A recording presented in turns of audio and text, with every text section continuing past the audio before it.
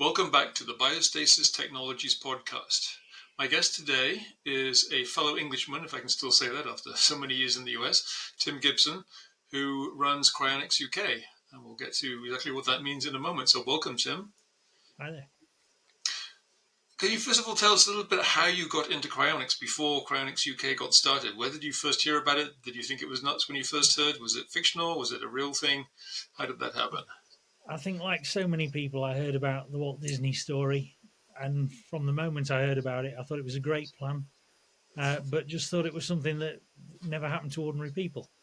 And the turning point really was when I saw documentaries about Alcor on the TV, and then I was committed from then on. But at the time, I think I was probably only about 12. So by the time I think your colleague Garrett, who signed up with you, is the guy who actually made me cross the line and sign up. Ah, Because I already realised I could pay for it eventually. But when he was on a documentary, probably when I was about 19, he would have been 29. He mentioned that you could pay with a life insurance, and that was the magic phrase. That's all I needed. I signed up the next day. so what was this in the mid-90s or something like that? 92, I think. 92, okay. Or Yeah, 91, probably, when I saw the documentary. okay. So that's pretty early for 12 years old. Yeah, actually, I was probably exposed at something like that age, maybe even a little earlier, but it was in a purely fictional context in the Time Slip TV show, which I don't know if you've ever seen. It's actually on YouTube these days. I recommend it. It was a kids' TV show, but it's very interesting. The second story, I think it's called The Age of the Icebox or Age of the Ice something. It involves cryonics, AI, intelligence augmentation, a whole bunch of stuff. It's like, this is a show for children back then. It's pretty amazing. You should check it out on YouTube. Okay. But you had a non-fictional introduction, which is good. So, just for those who don't know, my particular interest in what you've been doing is quite natural, really, because you mentioned Garrett, myself, a few other people, Mike Price, and others started Mizar, which was kind of an offshoot of Alcor, at least not really legally, but informally, in the UK back in 1986. And that kind of went for a little while and became Alcor UK, and then bad things happened and that kind of fell apart. But fortunately, Tim came along and kind of got things going again, resurrected the whole cryonics process in England. So how did that come about exactly? Was there any overlap between those two things? Was it separate? Fill in the history a bit. There's definitely an overlap, and I can't claim all the credit, unfortunately.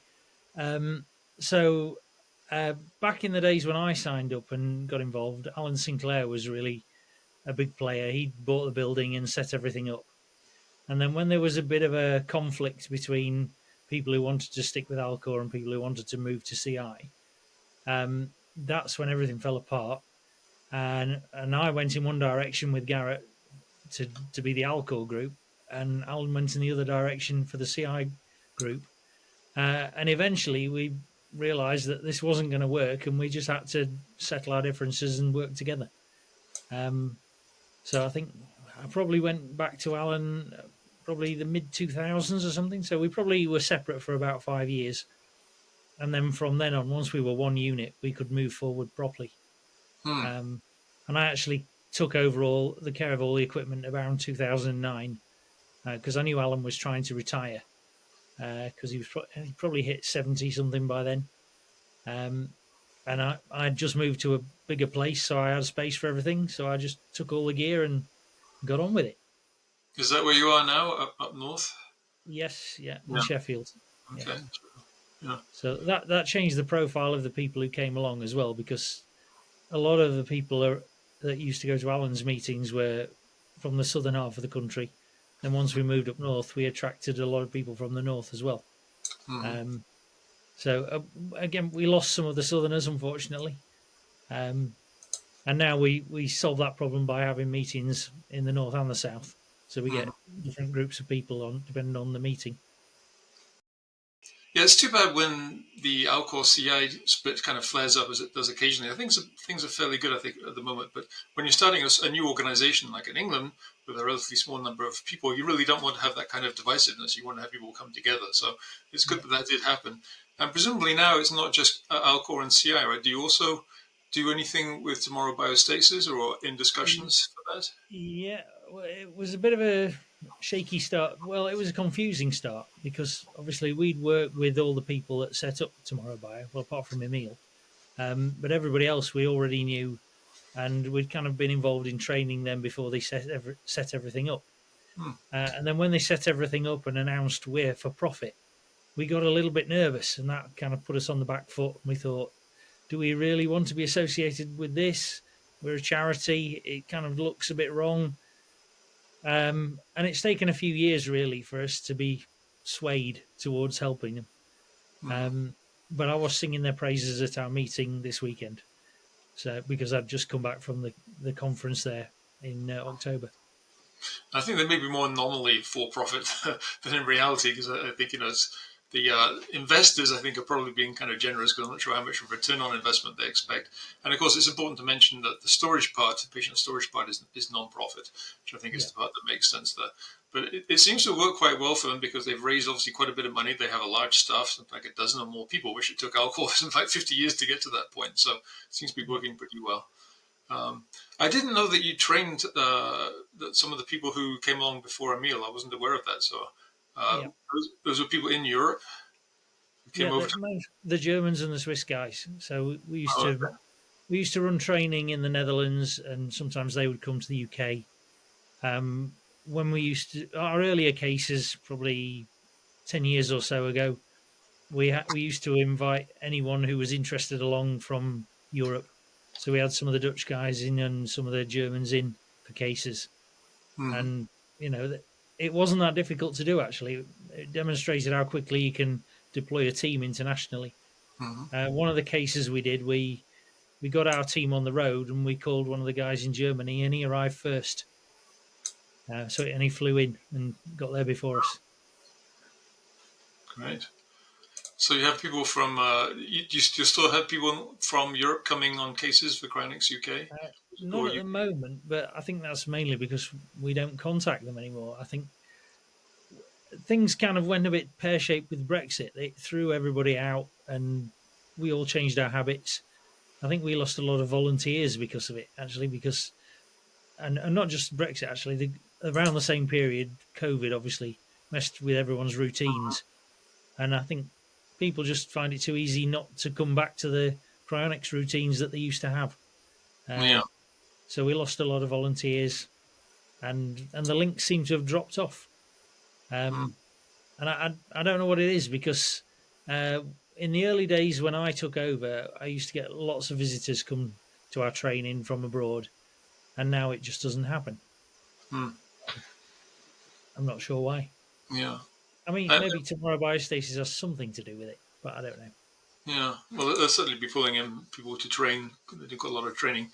Um, but yeah, hopefully you have enough people in the UK. It's not easy actually holding active trainings, and you've been doing it for quite a long time on a quarterly basis, which I think is fantastic and very praiseworthy because that does take some work and obviously attention to detail and persistence. So it's really great that you've done that. How many people do you usually get at the trainings? And how much does that vary? It varies between sort of 10 and 20. Oh, But I would say if we get 15, we think it's a miracle these mm, days. Well, this weekend it was just 9 of us. And I think we're struggling basically. Maybe Cryonics loves to be positive about everything, but I'm going to be straightforward and say we are struggling. mm, Um, there's just no appetite for people to spend their time and money to come and volunteer, and I don't know why. Um, I mean, it was when I first started, it was a mixture of all ages, and now it's mostly older people, and of mm, course, half of those people are too old to even volunteer now. I mean, we had some guys that had been on cases, and the experience should, in theory, have been welded into their memory because it's such a big event going on a case. You don't really forget it, but yeah. they actually couldn't remember anything because they were getting too old. Oh no, they must be pretty old. Exactly. So it's So becoming a bit of a problem. But we've got around that because we've started to work with professionals. And I think ultimately that's where we're going to end up. We're going to yeah. just end up having to deploy a professional team all the time. Unfortunately, that seems to be the way things have gone. It's not just you. I can assure you that there's the same I know with alcohol. Alcohol used to have, the early days, the 80s and 90s when I was involved early on. There were a lot of volunteers. Lots of people came to meetings, but it seems like people. My my view is it's possibly because the government has taken over so much stuff that there are fewer, much less need for charities and kind of fraternal organizations and volunteerism in general. So people kind of got out of the habit of that, and they want professionals to do everything, which obviously has its upsides. But in young organizations, that could be an issue. So yeah, as long as you can do that, which I guess leads to the next question, because hiring professionals obviously is going to cost money, and they're not going to do it for nothing. So do you have official dues-paying members, and how do you fund everything that you do? We do. So we've got about 70 people who pay membership fees. We think that's probably about maybe less than a third of the people in the UK with an actual cryopreservation contract. The others will basically call us at the last minute, and if they're not a member, they'll pay a fee. So basically, if we get an emergency call for someone who's paying membership, we just charge for the cost of actually providing the service. So it's a cost everything it costs basically. So dry ice, funeral directors, shipping, everything. If someone comes along and they're not a member, we basically charge them 5,000 plus the costs. So our income is a mixture of membership fees and those odd £5,000 that pops in every now and again, Mm-hmm. which could be once a year, could be 3 times a year. Just depends on how much is going on. So I think Mm. this year we've had one, and probably not going to see any more this year. And last year we had three. So it's the kind of random scenario that you come across generally. You've no idea what's going to come through the door. All right. Um, What's the longest you've been without a case? Probably about a year and a half, I would say. Oh, that's all. Okay. So it'd But be longer. then on other occasions, we've had three within a couple of months. Mm-hmm. Uh, well, one time we had one on. Well, they were basically happened at the same time. We went out to one case, and as we arrived at the hospital, we got a call for a straight freeze. So the person had actually died the day before and Mm-hmm. was in the mortuary. So we organised them both simultaneously, and they both left on the same flight to CI. Mm. Probably a little bit stressful. It was okay actually. I guess the straight freeze was relatively straightforward, but still having two at once. Yeah. Yeah, I mean, the thing that as I think in the early days we assumed that a straight freeze would be easy. You just call the funeral director, put them in dry ice, and ship them out. But we found that it's actually so difficult to get the job done correctly that we even have to deploy now for a straight freeze to Yeah. make sure that the cool down is done correctly. Absolutely. And to So make sure they actually have enough dry ice, because it's disastrous if the dry ice disappears along the way. exactly, Yeah. yeah. And So you cannot trust funeral directors or morticians or whatever you call them over there, because I certainly had that experience where they seem very eager to help and very willing. And, we say, do not ship until, we've seen the photographic or video evidence. And they go ahead and do it anyway because they think they're being helpful. So, yeah, you really have to have somebody there, unfortunately. yeah, I think probably the worst example we had of this funeral director not behaving themselves, and I won't name the funeral director because that would be really bad. It was during COVID. It wasn't officially a kind of lockdown era, but the hospitals and funeral directors were very nervous. They were starting to get overloaded, even though it wasn't a big thing in the media. So it was early 2020, I think, in the UK when that was happening. And we had a patient that may or may not have died of COVID. Uh, the coroner was trying to avoid referencing it on death certificates. So if they had have referenced it, I don't know whether we would have even got them into the US, Mm, but they didn't mention it. Um, they were it was a straight freeze. We managed to avoid the autopsy with we had a virtual autopsy, so that was an interesting new twist. Um, and in fact, it was a very strange situation altogether because we had a call from the son who had kind of done lots of strange things, like move the body when it was an unexpected death because he tried to do CPR. mm, The police weren't in the least bit suspicious, even though he'd moved the body through the house. Uh, they took it away. The coroner wasn't really interested once they established cause of death with the CT scan. mm, Um, and we managed to find, or sorry, the son managed to find a lawyer who was famous for representing Jewish clients who were trying to prevent autopsy. Uh, and apparently he'd been responsible for some big cases where he effectively changed the law with with legal judgments. And the lawyer put us in touch with various other people in the Jewish community, and they all came to us and said, "Look, if the coroner gives you any stick, let us know, and we'll crucify them." Basically, they don't have a leg to stand Did on. they actually use that phrase, crucified? Not quite. No, that was my interpretation. But Okay, a little careful there. yeah, exactly. But basically, they said, the coroner behaves like they have a lot of power, but they don't have that much power, and if they don't cooperate, you can give them a hard time, Mm, and you can take them to court and all kinds of things. mm. Um, That's so, different than the US. They definitely do have power here. Like their word is pretty much law, unfortunately. well, that's what we were always told, but apparently it's not true. Mm. Um, so we basically managed to get the patient past the coroner. And then the next problem was we couldn't get into the funeral directors to check on the patient. So they said they were dealing with it. But the trouble is, the person in charge of the case wasn't allowed in the office because they work remotely. And they were giving instructions to someone in the building who was overloaded with all the COVID deaths. Mm. Um, and they were given instructions to order some dry ice, top up the shipping container before it left. And we found out later that they didn't do that. They just put the lid on and stuck it in the uh, on the cargo van, and off it went to the airport.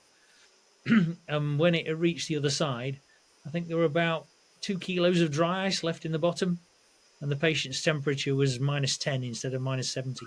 Yeesh. Yeah. Bad. Yeah, not great. And so we definitely wouldn't touch or wouldn't deal with a case where we just don't get hands on anymore. We have to go, no matter how silly it seems to go and deal with it. We will deal with it. I Okay. mean, we also had problems in Italy with a similar case where the Mm. funeral director just didn't follow instructions, and it was absolute carnage. I mean, one of the ridiculous scenarios was the the shipping agent insisted that we had to drill holes in the dry ice shipper because it would explode if we didn't drill holes in it. And we said, well, we've done this a lot and they don't explode. And we even sent engineers calculations to explain why it wouldn't explode. And one of the observations that the engineer gave them was that the pressure of steam coming out of a kettle when it boils is greater than the pressure produced by the dry ice turning to gas. It will not explode. And it's not airtight. Right. It seeps out And anyway. sorry, It seeps out anyway, so yeah, gradually reducing the pressure. yeah. Yeah.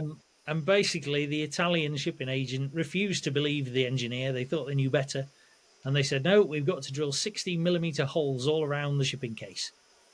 So we gave them the instructions. Okay, well, if you insist on drilling these 60 millimeter holes, drill them in the top because they will make almost no difference to the temperature if you put them in the top. Mm. And so they ignored that completely, and they drilled them in the bottom. And not only did they drill them in the bottom, instead of doing them 16 millimeters, they did them 16 centimeters. Oh my So we goodness. had a series of massive holes in the bottom of the shipping case. And Wow. of course, same problem when it arrived at the other end, hardly any dry ice left. It was just Wow. absolutely ridiculous. So, yeah. So we don't leave anybody to it anymore. Yeah, it's too bad, but you can't assume competence or ability to follow instructions. It's even when they seem sincere. It's pretty sad. Yeah. Uh, yeah. So you mentioned earlier. I think you said that the COVID case, I guess, around 2000 was the first time you'd seen a virtual autopsy. Is that right? Have those Yes. become more common since? Because we find those Yeah. are fairly common over here these days. Yeah. So, I mean, we spoke to one funeral director. Said they do they deal with 2 or 3 a week. So it is really common now. And I certainly know my local coroner's office has a virtual autopsy suite next door. So the first one we did, we had to move the body to a hospital to have it done. But Hmm. now you can get it done at the coroner's office sometimes. Oh, for those who don't know, because maybe it's not familiar term to everybody, a virtual autopsy means instead of basically pulling out all the organs from the body and the brain from the skull, instead you do a CT scan to look for trauma to the head and probably take a blood sample to look for any toxins. And that way you don't have to damage the patient, and it's obviously vastly preferable. We've even had some cases where, actually one in the Scottsdale area, even though the person had no medical records, nobody knew who his doctor was, didn't have any family or friends. It was kind of an odd case. Even so, the medical examiner just called us after he'd taken him down there for a while and said, "We just did an external exam. You can come pick him up," which was fantastic. But autopsies are one of the worst nightmares for cryonicists. So it's a good thing that virtual autopsies, probably just a matter of the aging population and growing business, that they don't want to have to spend a lot of time doing full-blown autopsies. Actually, I certainly always heard that the coroner medical examiner in the US have tremendous power, but makes me wonder now whether that can be challenged. Certainly, you can. And what we have done at Alcor is to have a lawyer call up and get a preliminary injunction, that kind of thing. But there seems to be some limits here. But it'd be interesting to actually dig more into the law here too and see how much power they really have. But they often don't. There are obviously hard-headed cases where they just want to cause trouble, but fortunately, that doesn't seem to be terribly common. Often they're fairly cooperative and will minimize the damage they do when possible. Yeah. Well, the guys we spoke to that had specialised in the Jewish cases, they said that some of the coroners have been to court so many times now that they don't want to fight because they know they'll lose. Well, I guess we have to thank the Jewish community for that. That's good. Yes. Yeah. That's actually good news in my area, because where I live, actually, there's a lot of Orthodox Jews in the area, so there must be some experience there too. So it's pretty helpful to Alcor members. Yeah. What is to go back a little bit to the organization? What is the breakdown of your members between organizations? How many CI versus Alcor members do you have? I had to look this up actually when you sent me the list of questions because I had no idea. It's about 65% CI, and then 27% Alcor, and the rest are people who haven't even signed up. Yeah, okay. So people are planning to sign up at some point, but want to get this part in place. At some point, yeah. And so far, we don't have any people signed up with Tomorrow Bio, but that doesn't really surprise me. We've had a few people contact us, but not actually become paying members. Okay. And so that people pay a monthly fee, or a quarterly fee, or whatever. Is there also? Let me try to understand how the funding works. Do they pay a lump amount for the procedure itself, and if so, how do they do that? They prepay? Can they use insurance? How does that work? If they've signed up with Tomorrow Bio or Alcor, basically we'll work for Alcor or Tomorrow Biostasis, and they will pay us. The only difference in terms of how we get paid is if the person is one of our members, we basically will charge Alcor or Tomorrow Bio less because we don't charge a fee to members. We only charge the cost of doing the procedure. So basically any of our expenses are just passed on at whatever they are without a margin. So that could be anything from 15 to 25,000, and then of course if they're non-members, then they pay extra. The case where it gets a little bit messy is if people sign with CI, and CI obviously don't include the emergency services bit or shipping. Right. So they'll have to have two contracts, one with CI, one with us. And if the contract with us doesn't involve a membership, then they have to pay extra. They can still fund the whole thing through life insurance. So we have an agreement with CI that if they get enough money to cover standby and storage, they will just give us the money that we need from the pot of cash that they receive. Okay. But quite often, well, most of the time actually, the people who come to us for help don't even have a contract, so they end up having to pay CI and pay us separately before they die. And that's probably almost all CI cases, presumably, because they probably haven't got the money, a lot of money, cash available, so don't have a life insurance policy. We've had one last-minute Alcor case. You know that one? That was the one in Bristol. Yeah. Yeah. I wanted to mention that one actually, because that was my hometown of Bristol. This was a case. I don't know what year that would be, something like 2013, 14, 15, something like that. 15, I think. Yeah. 2015. Yeah, and it was a young fellow, I think in his 20s, with cancer of some kind. A very, very sad case, and we sent over our medical response director, but obviously that's a long way to go, and so you rushed down there, and I think I got this wrong last time. Was it you solo, or did you actually have one or two people who came along to help? Garrett was there for a start. Oh, that's right. We Gary had, was there. Yeah. we had another one of our volunteers who used to be a nurse, and the funeral director even turned up. But then I think he decided to use Roland's at the time. So the Hmm. funeral director was sent away, and the three of us, and I think Garrett went straight home, but myself and Derek, who was helping me, we went to London with the patient and started the perfusion. Uh, Hmm. and by the time Aaron turned up, I think we were nearly done actually. That sounds Um, right. Yeah. yeah, but we'd had various complications, so actually Aaron's appearance helped us solve the problems because we weren't getting anywhere with the difficulties. Hmm. One side of the patient wasn't perfusing properly, but Aaron sorted that out. So Okay. it worked out well in the end. Good. And you mentioned Roland, and I know that Alcor, but I think CI has used another company, but Alcor used Roland for a long time. But I know they changed management or generations. Do you still use them for international shipping, or have you now moved to some other people? They're officially on our list, but we use Albins quite a lot. That was the CI preference, right? Yeah, Yeah. yeah. To be honest, I think all of the companies that got used were down to Alan Sinclair. He found them all and introduced them to Alcor and CI. Um, well, maybe not Albins, but yeah, I mean, we basically, when we'd had various difficulties getting things done, we started to shop around a little bit, Hmm. and I think this is probably an important lesson in any form of sort of cryonics activity. If you're trying to deal with an emergency and you can't deal with the decision maker, then that person's no good to you. So if you phone up a funeral director and you only ever get the person who works on the reception desk, then you're not Hmm. going to get anything done. You've got to speak to the boss. You know, when you phone the coroner's office, you've got to push to speak to the coroner. Hmm. Now, admittedly, certainly our coroners, they won't speak to us, but you can usually get them on the other side of the room yelling to the person on the phone, and the person on the phone speaks to you.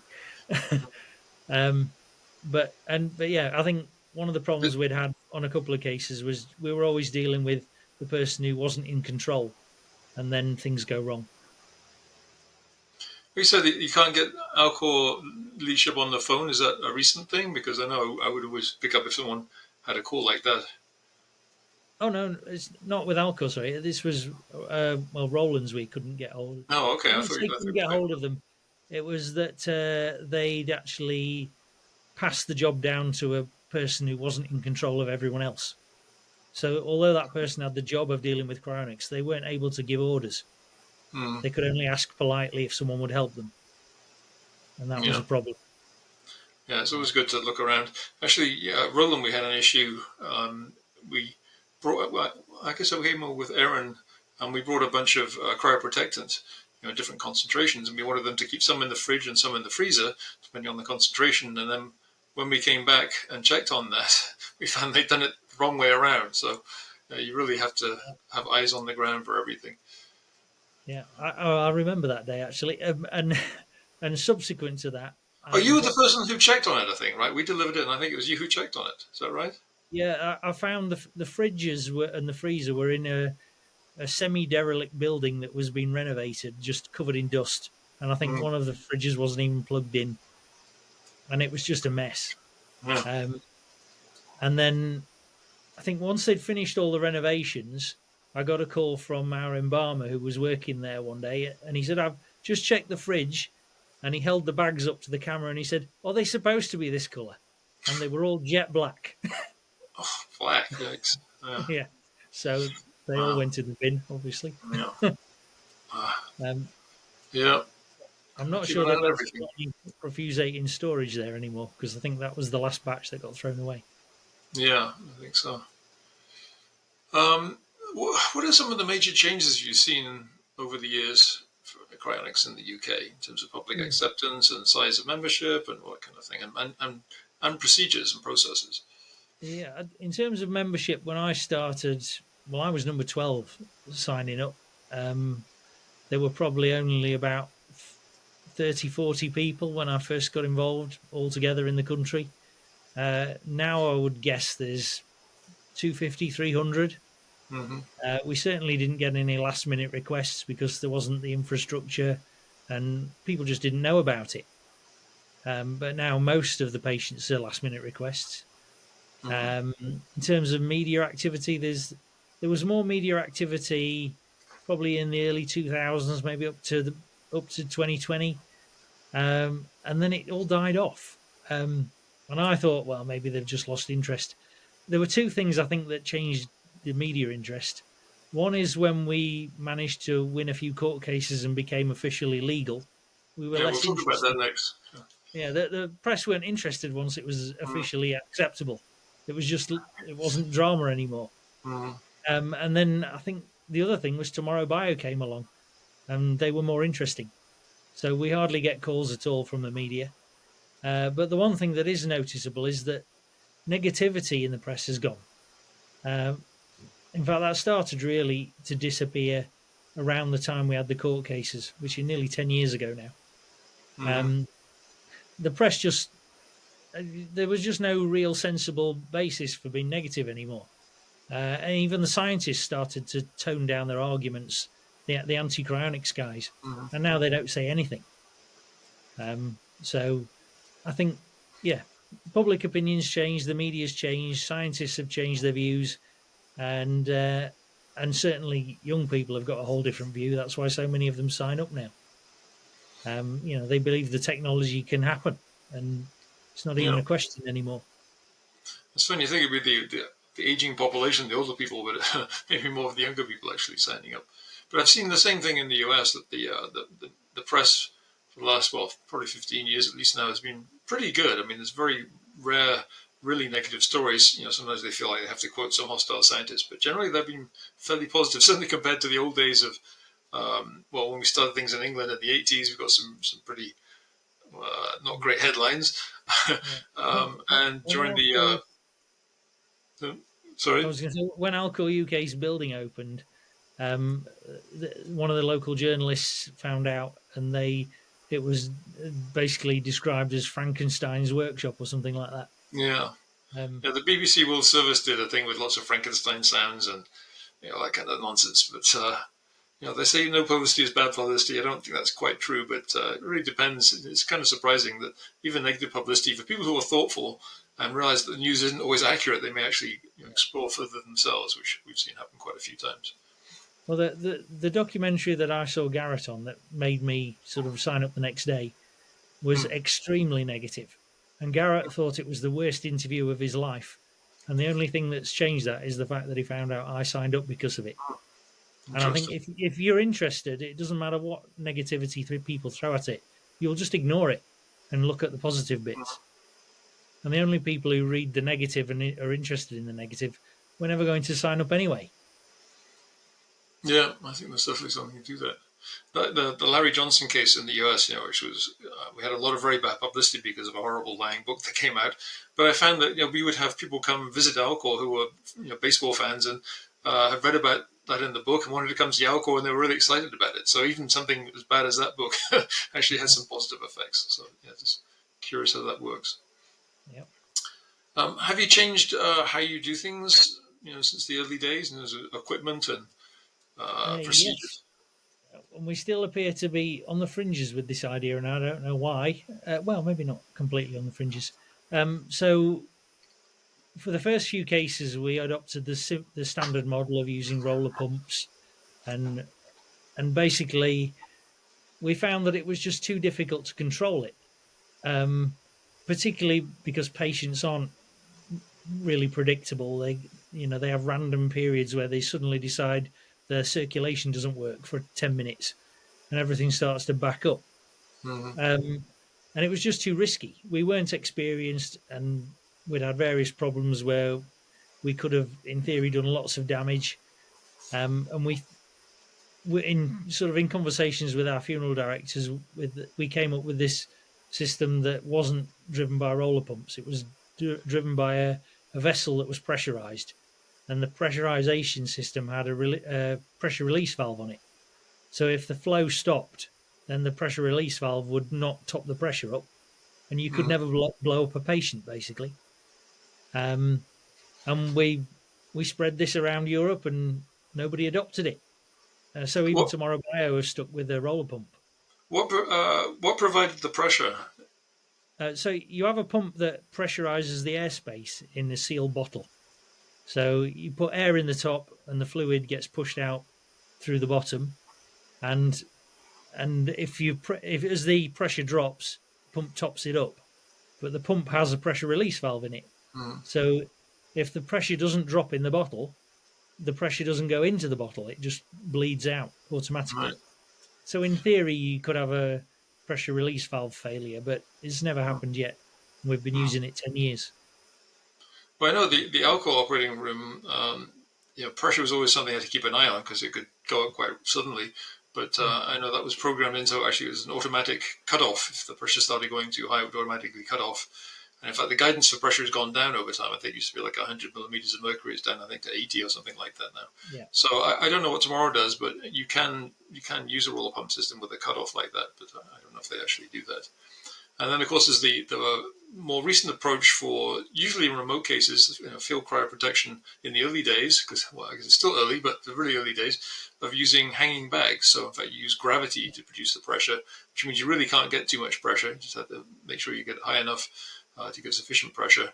You don't have the advantage of an operating room where you can use pulsatile flows to try and get past blockages and that thing, but it is sort of inherently safe. So have you ever tried using the hanging bag method? Yes. We used it on the case for Bristol. Hmm. The problem we found, and the trouble is, I have a bit of a problem here because our engineer is insistent that you don't need much height for this system. But in order to get the right delivery pressure, we ended up having the patient almost on the floor, and we had to move them to a part of the room that had a ridiculously high ceiling and have the bags pinned up against the ceiling on a Hmm. wobbly stand that kept trying to fall over. And I just felt like it was doable, but it was difficult and it wasn't that great. And I just thought the system with a pressurized bottle is simple. You can set it up anywhere. You don't need a tall room. You can leave the patient on the operating table.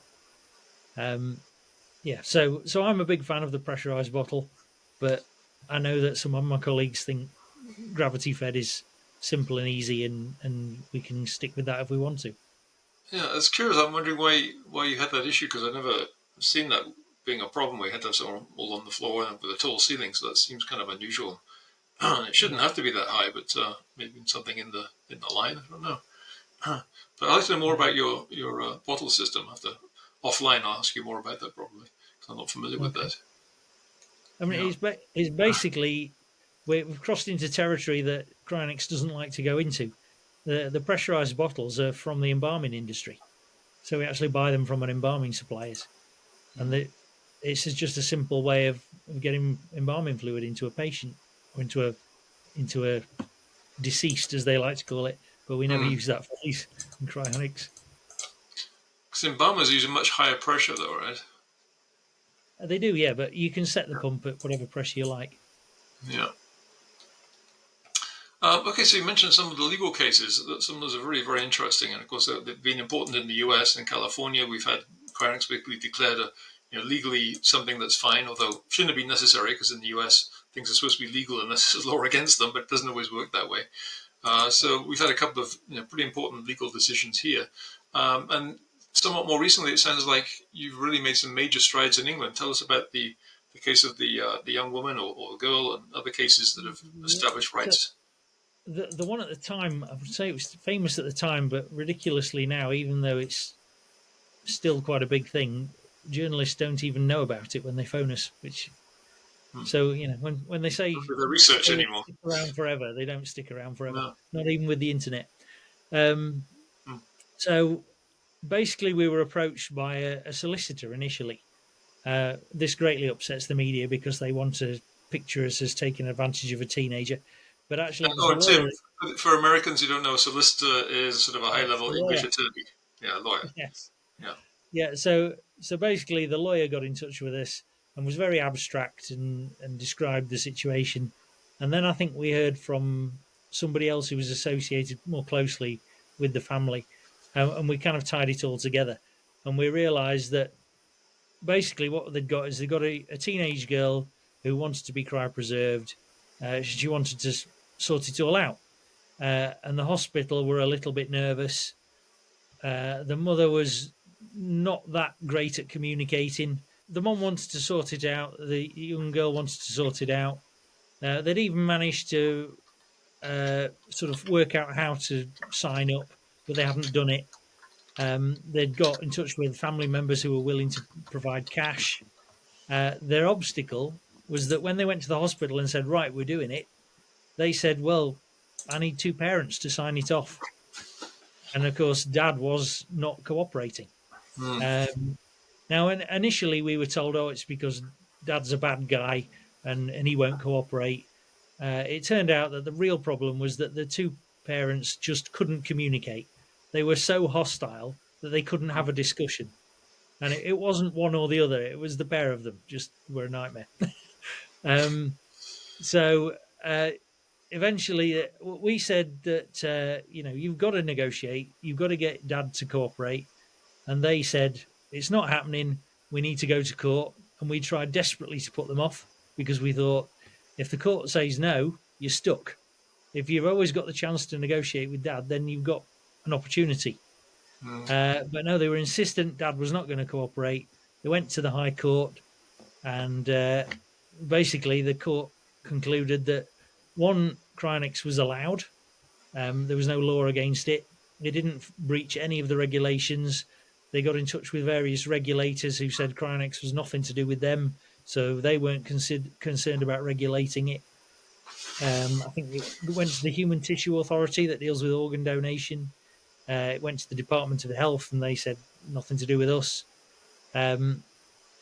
So the judge concluded it was lawful, it was unregulated, and it could therefore go ahead. Because he basically said that he wasn't going to make a decision if it turned out that it wasn't even legal. So it started off with that question.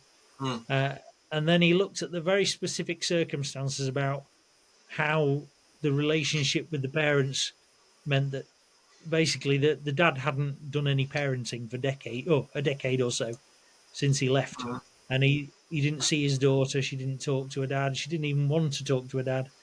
And they said that basically because there was a big separation between the dad and the rest of the family, it was therefore acceptable to exclude him from the decision making. But had he been closer, that wouldn't have been the case. So this isn't actually a kind of universal judgment for kids being able to do what they want. In some circumstances, they will need both parents. In this case, they didn't.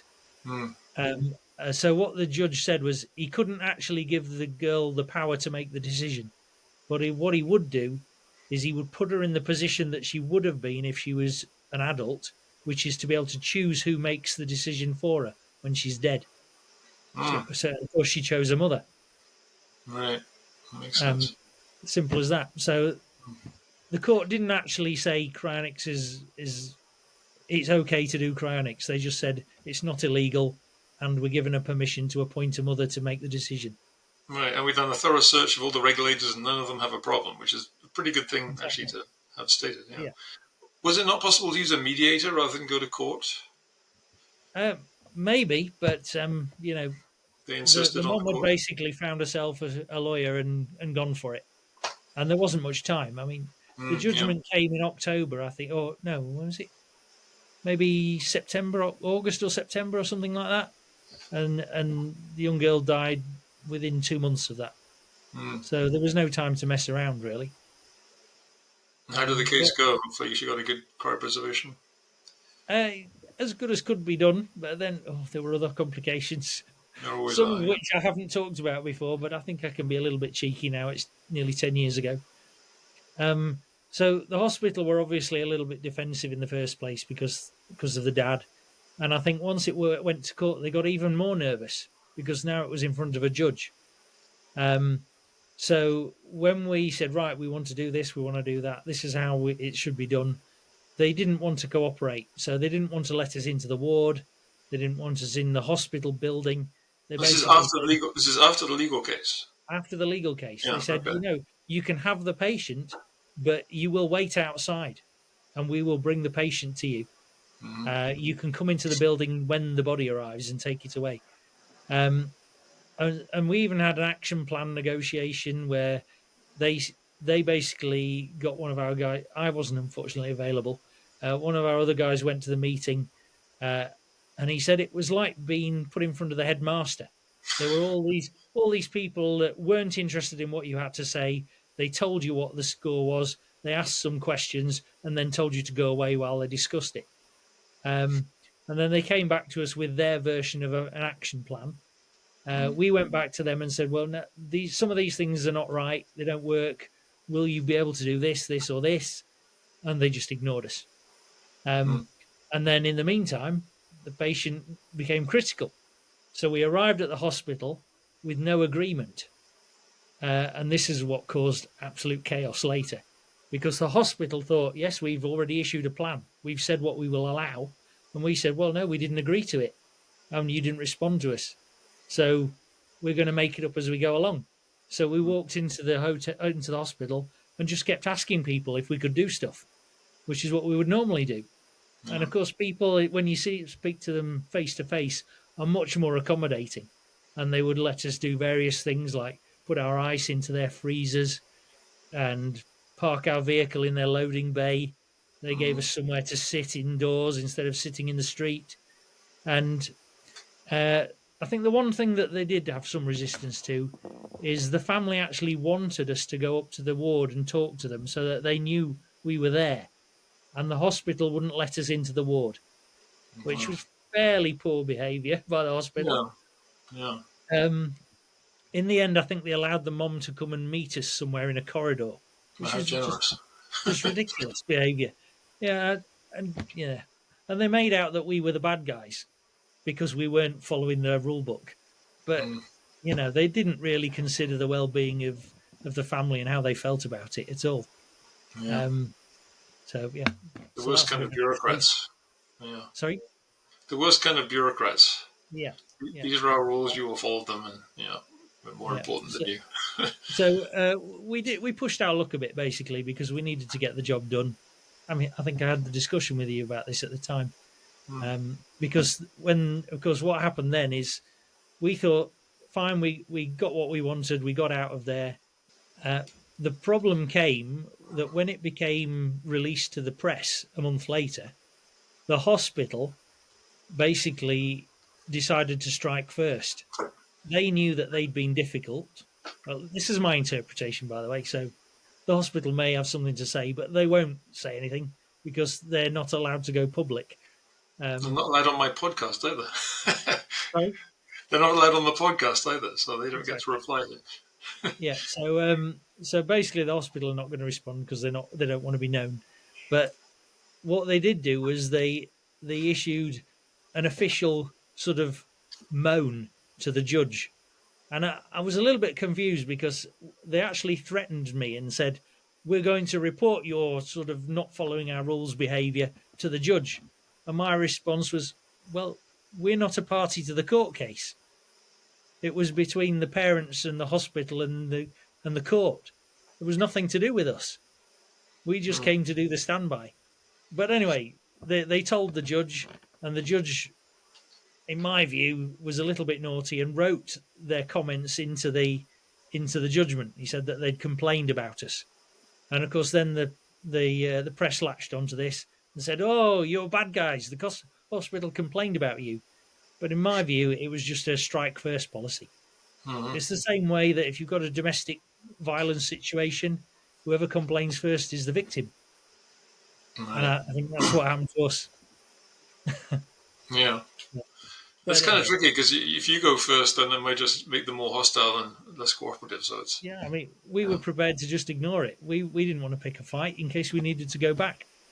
But so now, if someone says that, I mean, it's not happened yet, but if someone says, "Oh, I need to go in this particular hospital," our advice would be, not a good idea for a cryonics patient, but we won't tell them why because we're not allowed to explain. Can you say what city this was in? It doesn't narrow I it can down tell too you much. it's London, but I can't specify the hospital. I can't tell you many details. Well, There's basically a court order that still governs it today that tells us that we're not allowed to say anything, basically, other than things that were officially released, which is the age of the girl, that she was in London, and the details of the judgment. Beyond that, we can't disclose identity. We can't Mm. talk about the hospital in terms of who they are. So I always think that's bizarre when they stop you from talking about things like how people learn how to make things better or what actually happened if you can't discuss those things. I mean, they're not if you're saying the truth. I think it comes from sort of child protection laws because she was only 14. Then the hospital managed to persuade the judge to also become, anonymous in the whole process. Yeah, which is not even Of legally course, we alive. So weren't that's anonymous because strange. we weren't in the case. Yeah. So yeah, so hospitals can be difficult. You talked a little bit about funeral directors. Are funeral directors generally cooperative? Do they look on this as yes, Yeah. this is business, we're happy to help, or can that be a problem? Before we make all hospitals seem terrible, we actually get really good hospitals, um, including, and it doesn't. I initially thought it was because it was central London that made hospitals difficult because they were overloaded, but actually we've had good results in central London as well in other hospitals. Probably the best one ever was where they basically cleared out a corner of the hospital so that we had a clear run to leave with the patient. So we picked the patient up from their bed, walked straight out. The corridors were empty, the doors were closed around us, and our vehicle Hmm. was parked straight outside the door. Um, that was the best one. Very civilized. Yeah. Yeah. Yes. So they can be helpful, but in Hmm. terms of funeral directors, they are mostly fabulous, I would say, and I think it comes from their culture. Their culture is to say yes to everything and tell people that it's all going to be fine. Their job is to do what people want. And Um, charge them for it. Yeah. So exactly, whatever yeah. you want, as long as we can charge you for it. Anything Yeah. you want, and we're going to charge you. Yeah. Yeah. I think again, this is a secret lesson for anyone who's trying to arrange this one. Not so secret, but it's certainly a lesson for people who are trying to arrange things. We did go to one location, and it was an island. I don't want to be too specific, and there were only half a dozen funeral directors. And we spoke to a couple, and they were kind of not very helpful. We spoke Mhm. to one who said they would help us, and then they were a little bit awkward. And it only took us probably a day or two before we said, right, well, if you're not going to do exactly what we want, you're done. We're going somewhere else. And we basically got rid of them. And I think that's a really important lesson, really. If you've got the opportunity to get rid of someone who isn't helpful, get Mhm. rid of them because they will just make the job hard. Yeah. Um, so that could even be getting out of a hospital that's not helpful, or getting out of a care home that doesn't help, Mhm. um, or getting rid of a GP that doesn't help. Sorry, GP is your physician basically in the UK, personal, your local doctor. General practitioner. Yeah. Yeah. Like a Um, PCP, they call it here, a primary care okay. physician. Yeah. So But you don't yeah, always have choice over the hospital, right? Once a patient's in the hospital, depending on the condition, it might be pretty hard to move them. they can. Well, yeah, depending on the condition, but they can choose to be moved if they want to. Mm. Um, if they're capable of shifting, they can go. Um, or sometimes we'll say to people, look, you've got a choice with staying in hospital or going into a care home. Get Mm. out, go to the care home, or go home. That's a popular choice. And if people say, am I better off in hospital or at home? The answer is always die at home because the rules are so much simpler to deal with. Hospitals full of its own bureaucracy. Mm. Even care homes and hospices are not as much as a hospital. But if you're at home, you've only got one guy to deal with, and it's the general practitioner.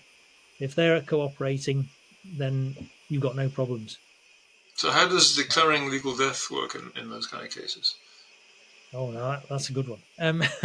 So in the UK, there isn't actually a requirement to have it done officially or Oh. by a particular person. So if you ask a doctor, they might say, "Oh no, I've got to do it."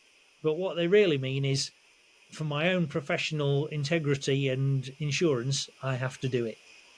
And certainly, if you ask a nurse, they will say, "Oh no, it's got to be the GP or it's got to be a nurse with a qualification." But that's to do with their trade body that regulates them. As part of their Mm. registration, they have to have a certificate to do it. But in law, anyone can do it. So I could get, you know, a little kid that from down the road who doesn't know how to recognize death to look at a body and go, "Yeah, they look dead. They're dead." Really? Yes. But the reason that doesn't work, even though legally it's possible, is because you'll need a cause of death certificate. And the person issuing the cause of death certificate will be the attending physician, either the one in the hospital or your local one if you're at home. And if they're not satisfied that the patient has died, then they won't issue the cause of death certificate. Hmm. So you're basically down to whatever they want. But legally, it can be absolutely anyone. Taking that literally sounds really bizarre because I just imagine, if let's say I was living in England, I had someone I really hated, then I could kill them and declare them. Well, in the first place, I could declare them dead if there's no kind of rules for doing that. Then I could kill them since they're already legally dead. So Well, it this is can't be quite that straightforward. there's a difference between all the different classifications. So, um, so you've got clinical death, which just means cessation of vital signs. So being clinically dead isn't conclusive of death in itself because you can be resuscitated. Right. Uh, and then you've got legal death, which I think, and this is not really my area, but I think it's brain death. So it gets really messy because someone will say, "Oh, they're legally dead." Well, are they? Are you sure they're brain dead, or have they just had a cardiac arrest and you're not resuscitating them?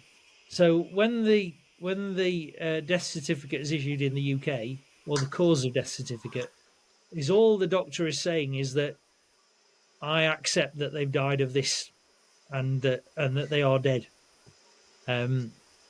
As to exactly what that means, that's a kind of bit of a grey Hmm. area, I think.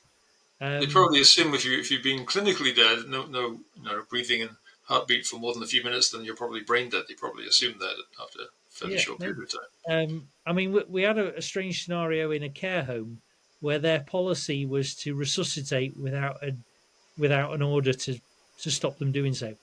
So I'm sure you have them in the States. You have a do not resuscitate order, Yeah. which basically, so if someone's got cancer, you can put the do not resuscitate order in place.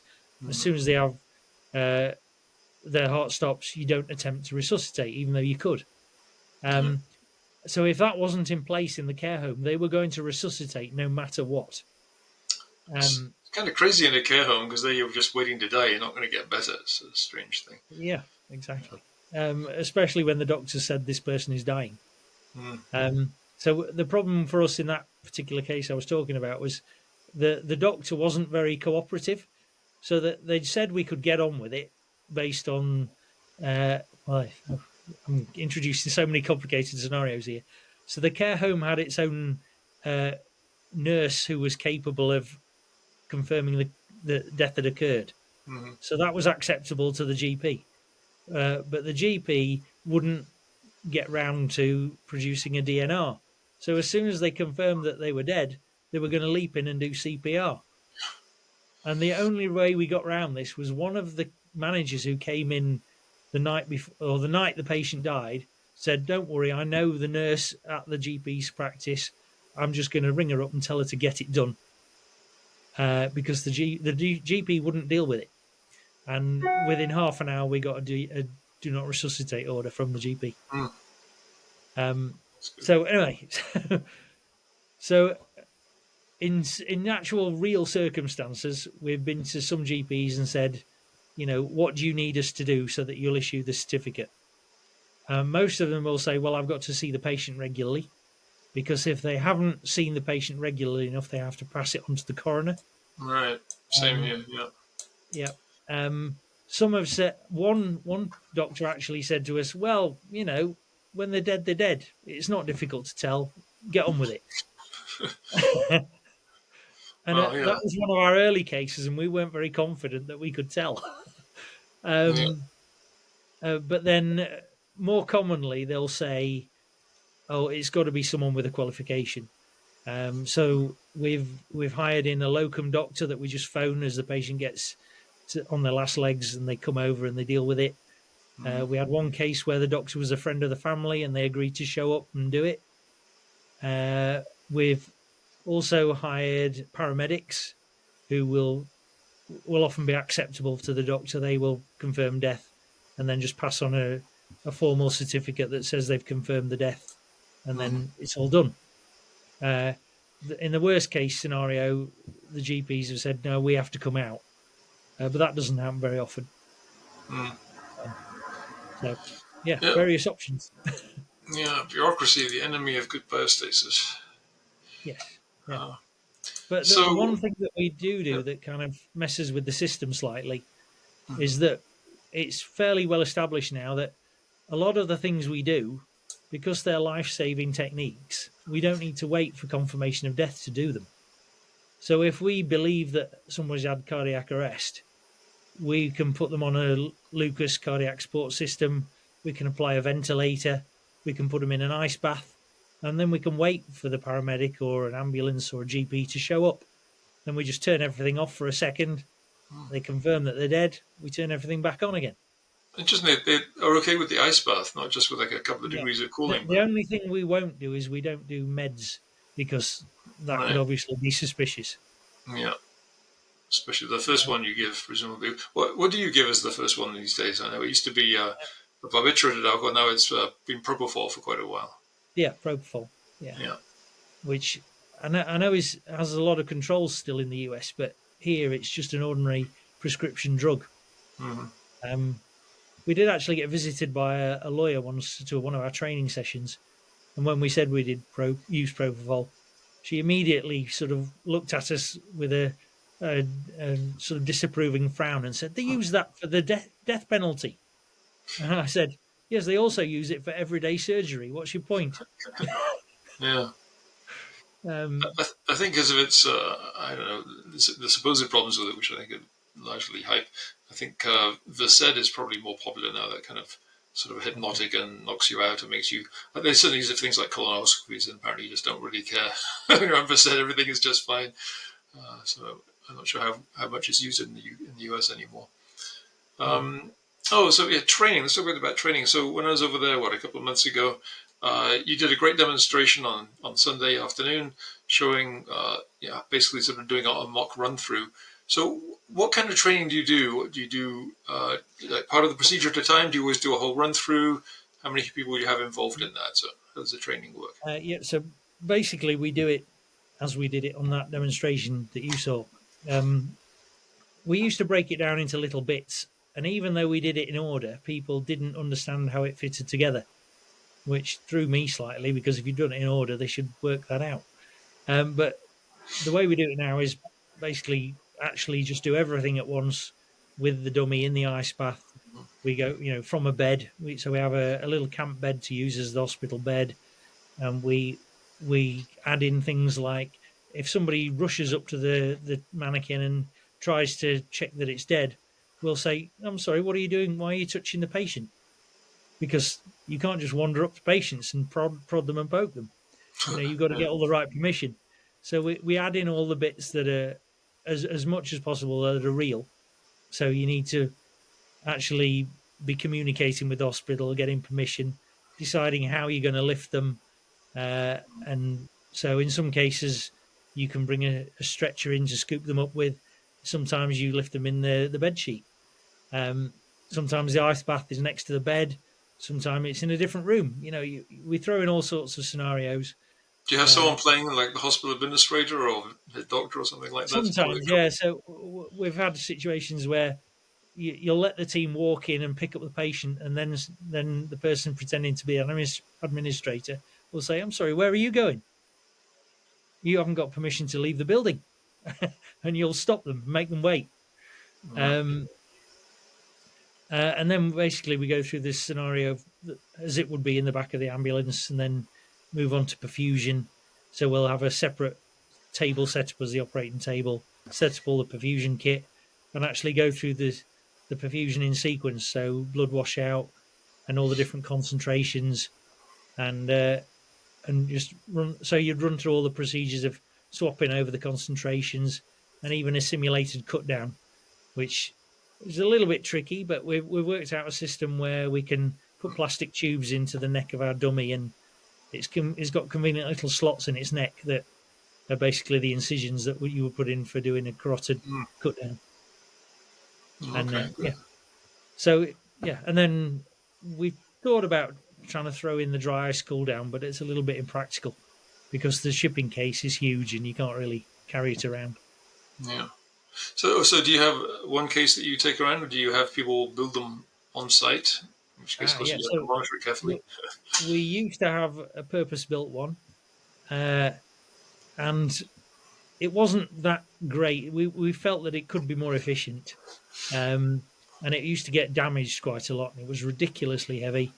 And then the turning point really was when we had two cases at once, or maybe they're not happened at once. I don't think we had our shipping case back again. It had been sent to the US and it was still there, and we Mm. needed it, so we had another one built, just a normal sort of standard shipping case that you would get any heavy duty cargo in. Uh, and it worked really well. It was slightly more efficient, it was lighter, and it didn't cost that much to make. And the most important thing was the cost of making it was less than the cost of shipping the other one back again. Yeah. So the permanent shipping case just retired instantly, and now we just make them, send them over, and don't ask for them back. Okay. Well, we're getting towards the close. I'm going to ask you if you have advice for people in the UK sign up for biostasis. But before we do that, is there anything else you wanted to add? Anything, other legal cases or other events particularly you want Um, to talk about? I suppose the other legal case that was interesting for us, well, there's two at the moment, but one that's now gone. Immediately after the case of the young lady who wanted to be cryopreserved, um, basically some of the newspapers went on a bit of a witch hunt. They always like to have their negative view, and so they rung up one guy who was a notorious campaigner against fringe medicine and fringe research, Mm. and was actually trying to get any charities that practiced unproven medicine banned. Now, why he didn't go after Alzheimer's research, I don't know, because that would have fitted into his description. But he used to go after homeopathic medicine, acupuncture, things like that. And of course, when he was introduced to the idea of cryonics by the newspapers, he decided to go after that too. So he made complaints to the charity commission. Now, again, I'm putting two and two together here. He's the only person we know that had a go at us, and coincidentally, a day after he had a go at us, the charity commission got a complaint. So it's fairly certain that Mm. it was him. Yeah. Uh, and then the charity commission sort of got nervous because it had been in the news, started asking us lots of questions. And I think they were just too afraid to go, yeah, it's all fine. So they decided to try and chop us off the register, which they're Mm. entitled to do. What they didn't anticipate is that we would put up a fight. So we basically went to court to fight for our charitable status. Mhm. And after a year and a half of fighting with them, we won, basically. So now we're one of the only charities in the UK that actually has court approved status, because most of them are just, they put in an application, the charity commission says yes, and it's done.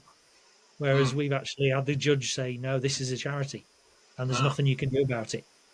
That's good. Is that expensive? Well, for a year and a No, half? it cost us nothing. So Ah. the court process for charity appeals is free because it's charities.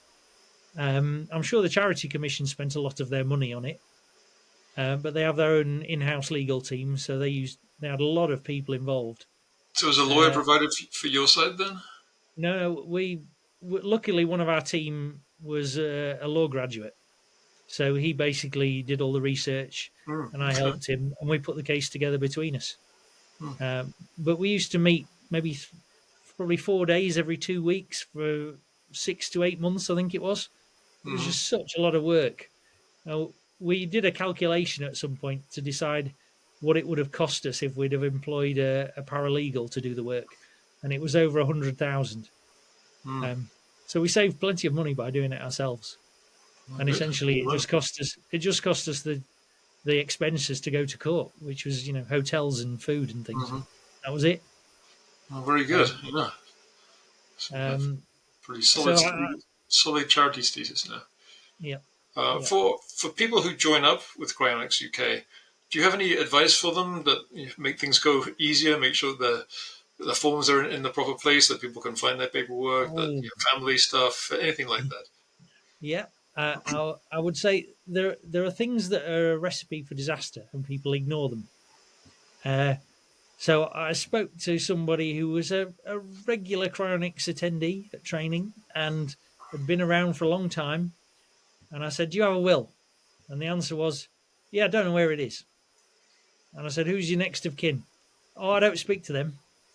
Okay. "Who's your executor?" "Can't remember." And all these things are just really bad. Yeah. So, where do I start?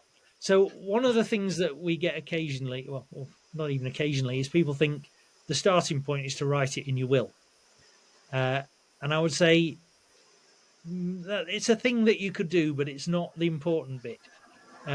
So, for example, if you write in your will that you want to be buried and then you decide you want to be cryopreserved, that's a mixed message to whoever deals with your will. So it's probably a good idea to write that you want to be cryopreserved in your will just to avoid any confusion. But in reality, that writing that in your will, other than avoiding confusion, has absolutely no power whatsoever in the UK.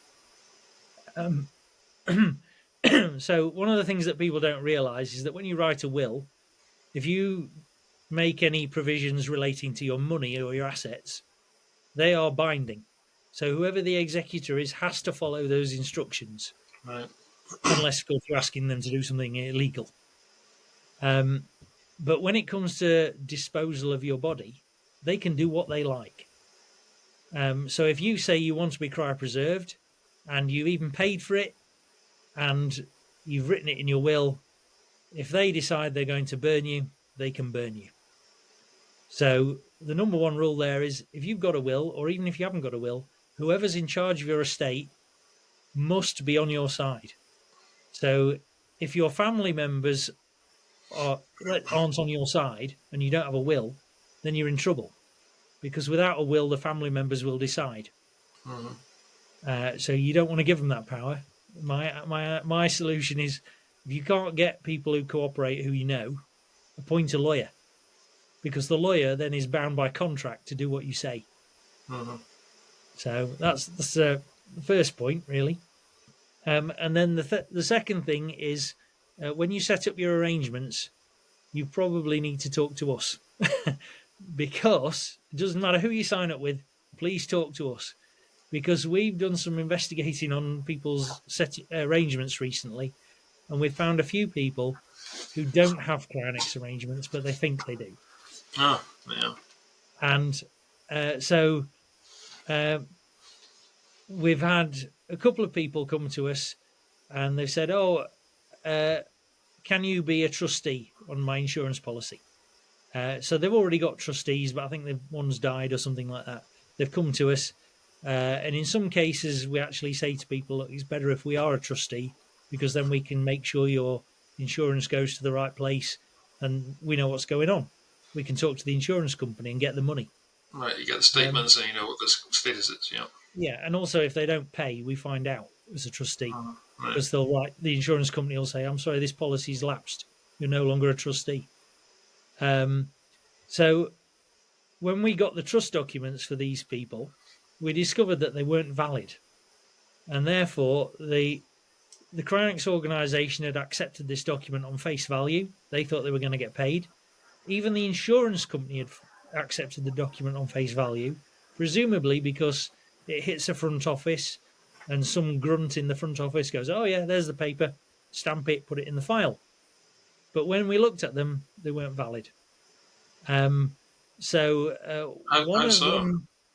one of them was completed almost correctly, but it didn't have a policy number on it. So they'd created a trust with nothing in it. And they'd also not dated it, so they hadn't even executed the document in the first place. So it had all the trustees' details, but the trustees were basically trustees of a non-existent trust with nothing in it. Very useful. We then got another policy quite recently, and we're still struggling to get them to understand what they've done wrong. They'd completed a trust document, and they'd accidentally, we think, written their old insurance policy onto the trust document. Then they'd gone back a couple of weeks later and altered it. So they'd crossed out the wrong one, put the correct one in, and even initialed it and dated it. And that was where it all went wrong, because Mm. it was a fixed trust, and a fixed trust cannot be amended. Even if you write on it, Well, the amendment doesn't have a value in law. irrevocable So trust, we call them. Yeah, yeah. yeah, so by crossing out the old insurance policy and writing a new one, they thought they'd corrected it, but in Mm. fact they'd done nothing. They'd Mm. got an insurance policy that was valid for the a trust document that was related to a policy that no longer existed. That one is at least understandable because you can actually do that in some contracts, right? You can kind of cross things out and initial them and Yeah. date them, but in this kind of case, no. I mean, the comical thing was it would have been easy for them to cheat. So they could have altered it and then dated it the same date as the trust, and no one would have known.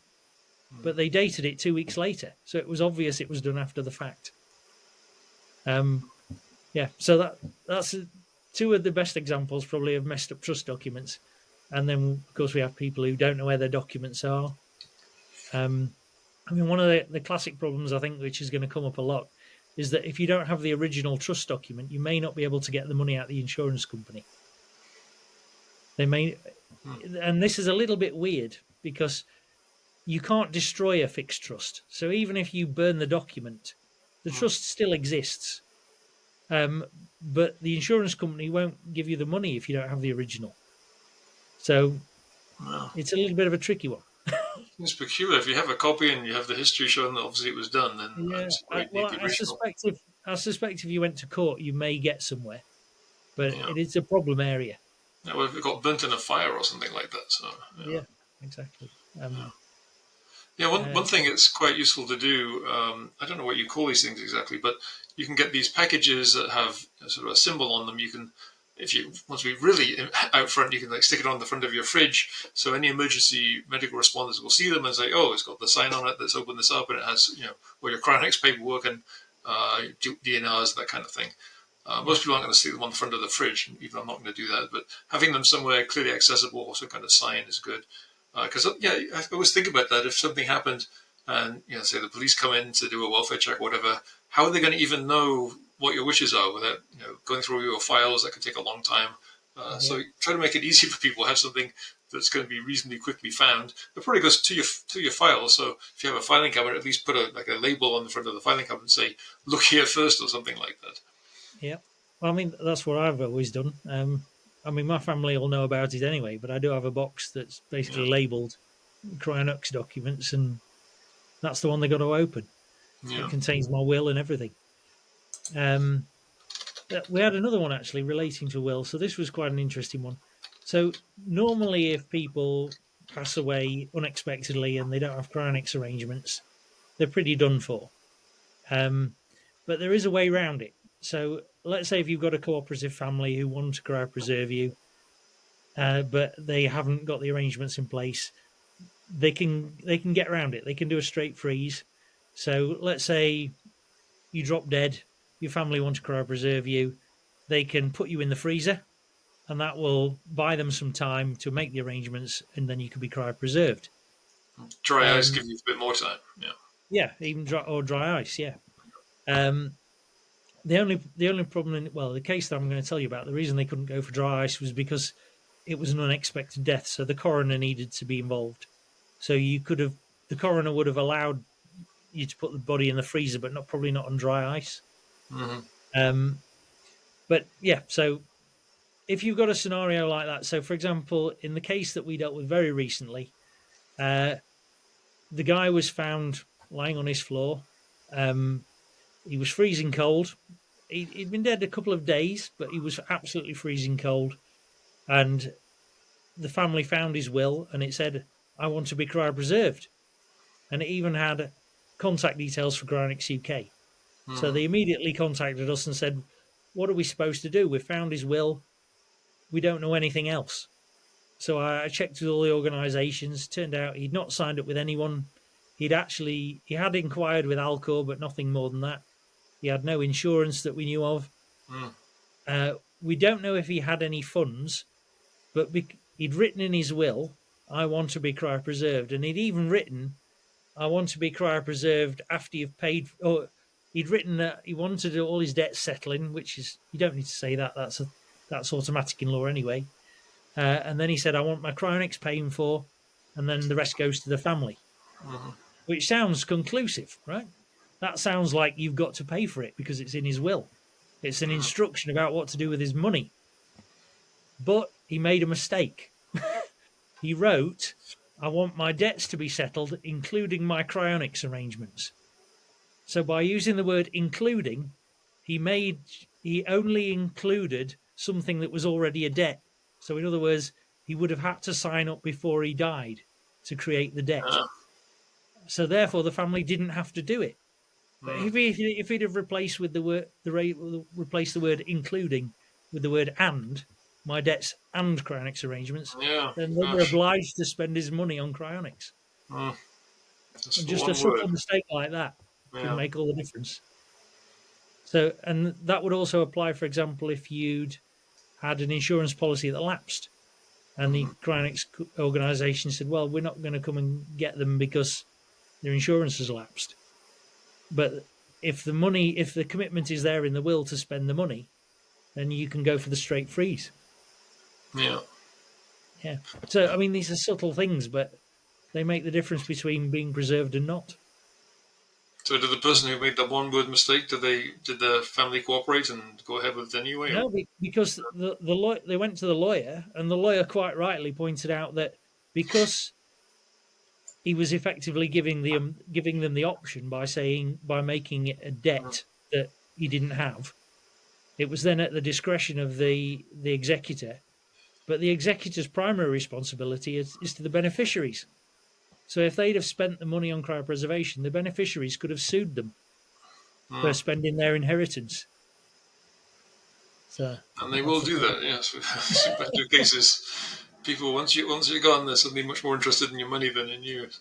yeah. So Wishes. I don't know if this is all too much for your podcast, but I love all that legal stuff, especially the ins and outs of just making a one-word mistake. I think it's amazing how much difference one word can make. Yeah. Well, yeah. As a philosopher, I guess we're kind of like lawyers in that way. We're very careful with the wording and how it changes the meaning. So I do understand that. And in Yeah. law, of course, it's extremely powerful. As in this case, can be a matter of life and death.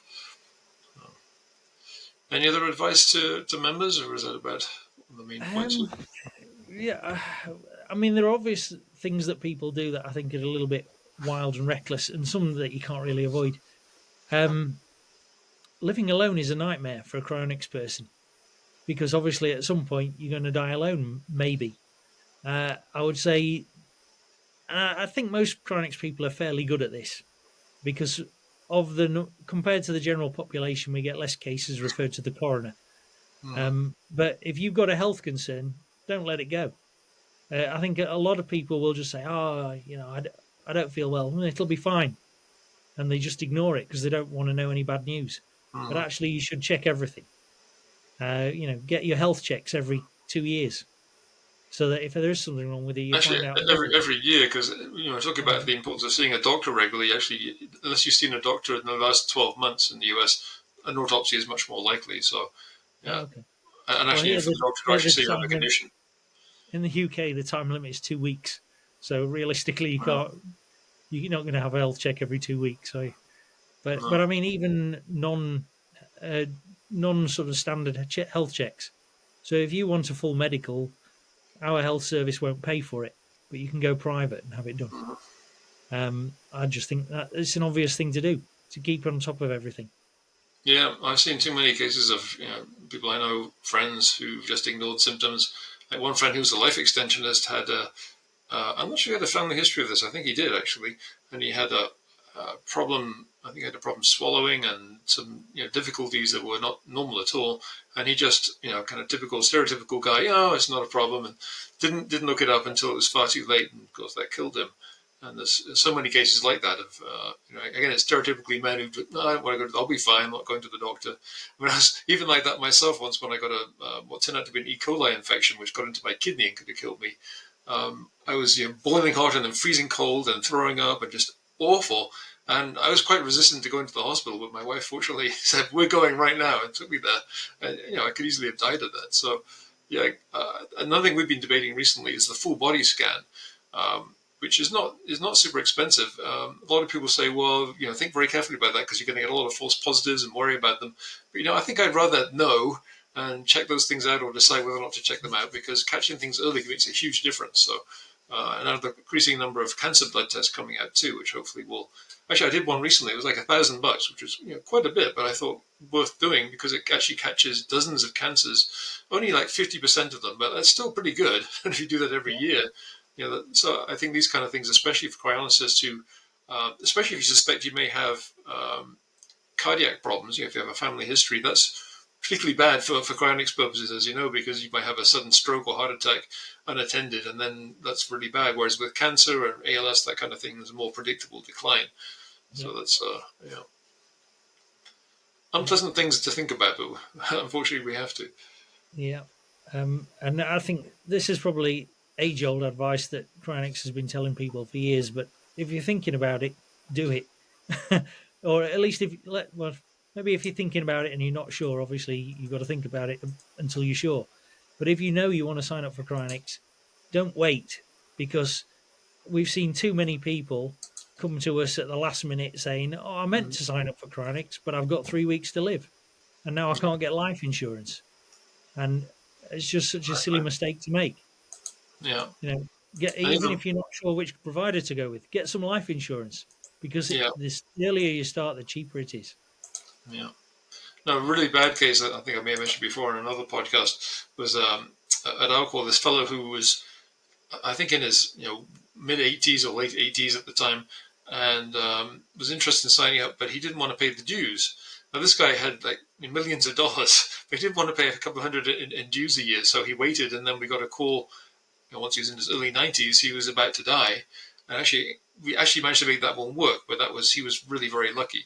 I mean, just to save a few $100 when you got that much is kind of crazy. It's amazing the rationalization that people do, and it's kind of frightening because as the end gets near, the thinking gets distorted. You don't want to believe that the end is near. Even if you've been very rational throughout your life, it's kind of tough. So, getting all the paperwork in place and arrangements, making things as easy as possible, could well save your life. Maybe to finish off, do you have any thoughts about the future? Like, I just finished writing my book, right? And so I had my last chapter is on what the world might be like that we come back into, because so many people, I think the world is going to be some kind of apocalyptic disaster.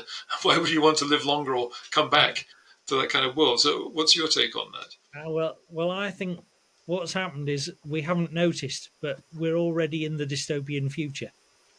Um, all those books that were written many years ago about how the world would be, everybody's watching you, everybody's getting your information and manipulating you. It's already happening, and it's been happening for a long time. Um, but the thing is, when you watch a dystopian future movie, it arrives suddenly, and you get an hour and a half snapshot. But in reality, it sneaks up on you a little bit at a time over the years, and you don't notice that you're in it. But actually, yeah, we're already in the dystopian future. So if you're happy with the world you're in, don't worry about it. More of the same is coming, but you will get the shock because you're going to miss 200 years of waiting. It will actually come as a shock when you arrive in the future, I think. But Yeah, as long as you tell yourself that now, maybe you'll cope. that's one way of looking at it. I don't actually see it as dystopian. I think what's dystopian is when a central body has that kind of power and uses it to deny you employment or to force you into starvation or to labor camps, that kind of thing. I don't really worry about companies collecting information to serve me more relevant ads. I don't really see that as a big problem. But a lot of people do. But in general, do you agree that the general trajectory of human history is sort of upward? That we get better off over time and healthier and obviously some things don't not everything gets better all the time, but do you think it's Yeah. likely the world will be a decent place Yeah. compared to today? Overall, I think it's. Well, I don't know. It's difficult to say, isn't it? I think obviously it's getting better, but it's almost like we're ending up with more first world problems. Obviously, the bigger and more extravagant your lifestyle, the more you end up with first world problems that didn't exist 200 years ago. And so yeah, we can sit here and say, oh, yeah, things are great. They're better than they were. We're still covered in problems and stresses that drive us mad. They're just not the same stresses that we had 200 years ago. And I think that'll be the same. People will be worried about whether they're, I don't know, well, we don't know what technology's coming, but they'll be worried about things not working properly and, oh, my robot's not doing what it's supposed to do and all that kind of stuff. My connection to my Whereas, personality backup might not function properly or something. Yeah. yeah, there's a glitch. I can't remember what I did 400 years ago. Oh, no, all that kind of thing.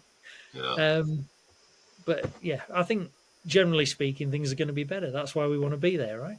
Um, Yeah. and I think Well, the people who don't think it's going to be better, they don't sign up for Cryonics. no, which is a lot of people. Yeah, well, because there's this thing called hedonic adaptation, where we get so used to the way things are that we just take things for granted because we moan about everything else. So I don't know if you know Louis C.K., the American stand-up comedian. He did a particularly funny sketch, I thought, that captured that very nicely, where he's talking about people on a plane and how they're complaining about that. I won't try and do his voice and everything, but they're complaining about the food and the narrowness of the seats, and he's saying, "You're in a seat in the sky. You're flying." And it's really kind of points out how we're so used to that now. We don't. Oh, I'm in a plane, so what? But that would have been amazing just 100 years ago. So Exactly. we get so used to these things, and lifespans being longer and healthier, and probably one reason we live longer is reduction in inflammation of various kinds. But we just get so used to that we find other things to complain about. So I tend to agree we're not going to be super happy in the future unless we basically change something about our brains. We'll find something Yeah. to complain about, but objectively conditions seem to be pretty decent. And I don't know about you, but I'd rather come back into a world that's very far from perfect, as long as I'm not put in a prison camp or something like that. I Yeah. want my shot at trying something in the future and being reinvigorated. Yeah. Well, I mean, over the years, people have always given me the sort of paranoid view and say, "Oh, but what happens if you come back and you're a test subject and the world's a horrible place?" And I think the obvious answer to that for anybody in cryonics is, yeah, maybe, but I'd rather find out than not find out. Yeah, I actually have a section on that in my book. I think that's extremely, all those scenarios are pretty much implausible. Like bringing back someone as a slave, why would you go to all the trouble of doing massive cellular repair, probably quite expensive, in order to create a slave when you could probably get one more easily, or just have a robot, or same thing for spare parts. And there's a lot of Yeah, kind or of just crazy build one from scenarios. scratch that didn't have any memories. Yeah, yeah. So Because if you I bring think, back someone with the memory of their past, they're likely to become a bit rebellious. yeah, This is exactly. not logical. So I think they're all kind of made up, rationalized scenarios, basically an excuse for not doing something about it.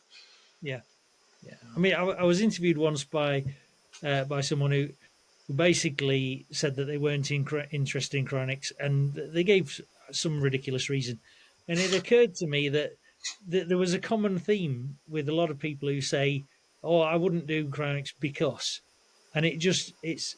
I don't think it's a coincidence that their reason means that they just don't have to do anything. They basically chose the path of least resistance, which is doing absolutely nothing.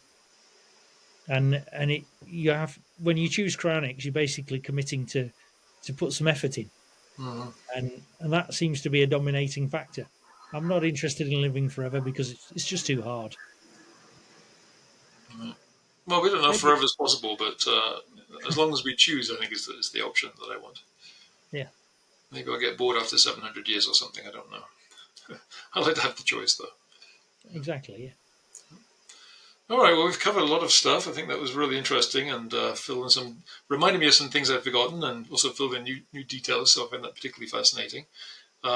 Keep up the work and make sure you have a new generation, to back up your work too, as you get to, like thank me, you. you're getting the white beard now, so you need to have people Yeah, young and energetic to coming up behind you. So yeah. work on I succession plan. mean, I'm aware of the possibility that as I get to 70, Cryonics UK might disappear because there might be no new people coming along. I do worry that there's a lack of enthusiasm amongst the new generation. Um, but we'll see. I mean, I think everybody's been in that position. Certainly, my predecessors all said, "Oh, who's going to come next? Who's going to take over when this person disappears?" And all those people have gone, and now I'm here, Mm-hmm. and hopefully that'll continue. But I think it'll require someone to get involved in cryonics at a reasonably sensible age and just keep at it. The Yeah. person who comes after me will have probably done 10, 15 years of messing around in cryonics before they actually take over. Mm-hmm.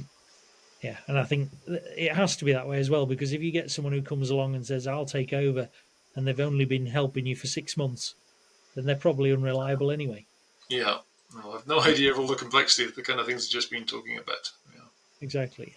Yeah. You need an apprentice, basically. Yep, that's the plan. Okay. So we'll apply to Tim. Yes, Be an apprentice. any applicants would be welcomed. All right. Well, thank you very much, Tim. That was fascinating. Hope to see you again fairly soon, back in my old country. Stay warm up there in Sheffield.